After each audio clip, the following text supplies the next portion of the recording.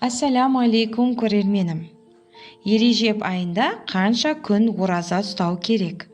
Осы сұраққа жауапты міндетті түрде видеоны толық қарау арқылы біле аласыз.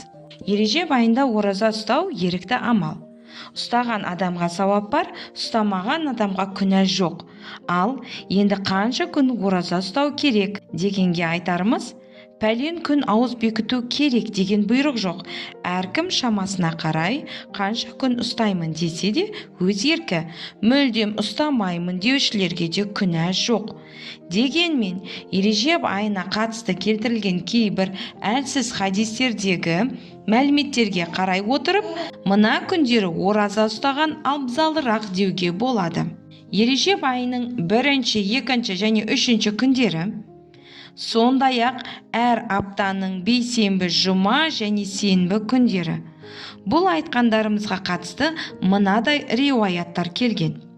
Ережеп айының 1 күні ораза ұстау 3 жылдық күнәларға кафарат, 2 күні ораза ұстау 2 жылдық, ал 3 күні ораза ұстау 1 жылдық күнәларға кафарат. Одан кейін әр күнгі ораза 1 айлық күнәларға кафарат болады. Яғни қалған күндер ұсталған әр күнгі оразасы үшін 1 айлық күнәлары кешіріліп отырады. Кім харам айларының бейсенбі, жұма, сенбі күндері ораза ұстаса, ол адамға 700 жылдық құлшылықтың сауабы жазылады. Ережеп айы да харам айларына жататындықтан бұл хадис оны да қамтып тұр.